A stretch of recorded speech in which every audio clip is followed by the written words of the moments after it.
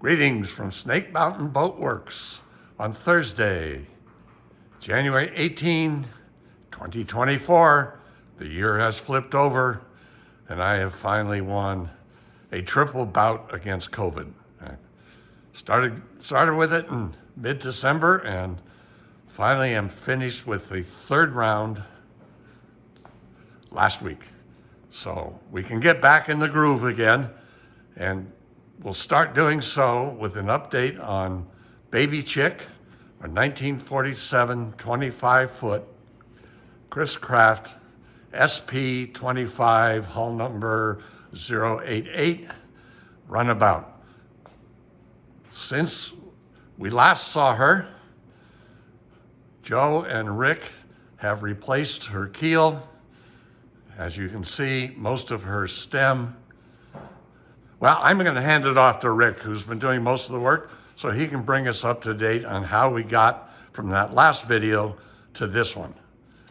Okay, we started out, once we got everything secured with bolts, we had to replace all the bolts. So all the bolts and all the bottom frames. Yeah, and we replaced the screws too, because they were all corroded. Yeah. Which were any good. And then of course, then we put the CPES on it, the clear penetrating epoxy sealer. Yeah. And then we put 2 coats of Bilge paint on there, and now I am putting on the skins after I went through and made them all up, CPES'd them and painted them twice.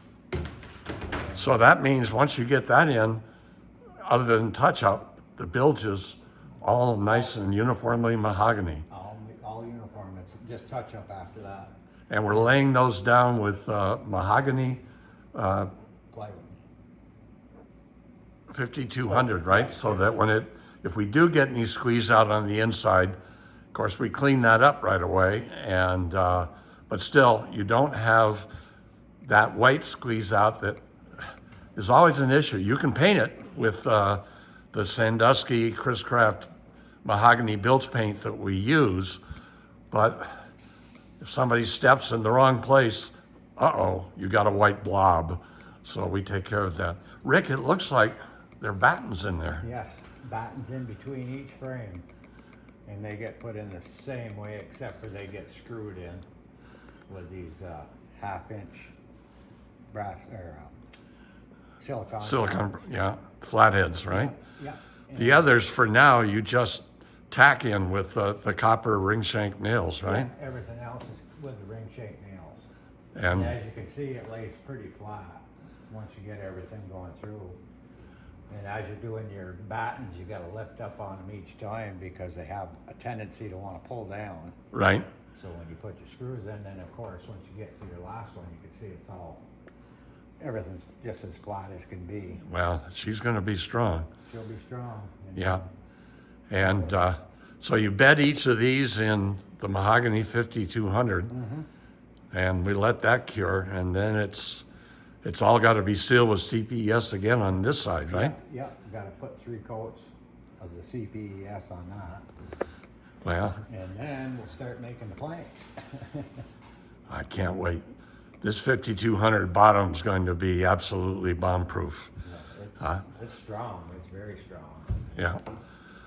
This boat lived, if you remember, in a pole barn for over 30 years. It stayed dry, but she was sitting on land that was close to the Chesapeake Bay. So there was some salt issues, and what we've discovered is in that time, the salt and just time, temperature changes, temperature cycles, humidity cycles, all the bungs have fallen out of the hull side planking and the transom. But the planking itself is absolutely solid. So what we were going to do is the same thing we did on the bottom. Every single one of these fasteners will be released. Every plank will be released. We will clean them up.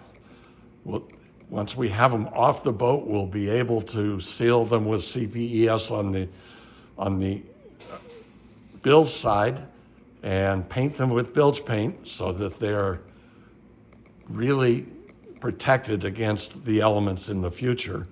And then we'll restack them starting at the gunnel, and we'll work up here because it's very likely that we're going to end up, as we stack them, when we've done this before, you end up with the last plank being just slightly wider than it originally was. Well, we'd rather have that happen below the water line than above the water line. So we'll be in the process of removing every single one of these screws. They're all soft brass, so our challenge is to carefully tease them out without them snapping. And I think Rick will agree that based on your experience, most of them are going to snap. Yes. Yeah, that's what vice grips are for. So most of them will take and drill the caps off the top. Right. And then once we take the planks off, we can put the vice grips on and get them out. Absolutely correct. So she is working towards completion, and our hope is to have her in the water on Lake Champlain this summer. So that's our update on our 1947 SP25 Chris-Craft Sportsman. Thank you so much. Bye-bye for now from Snake Mountain Boat Works.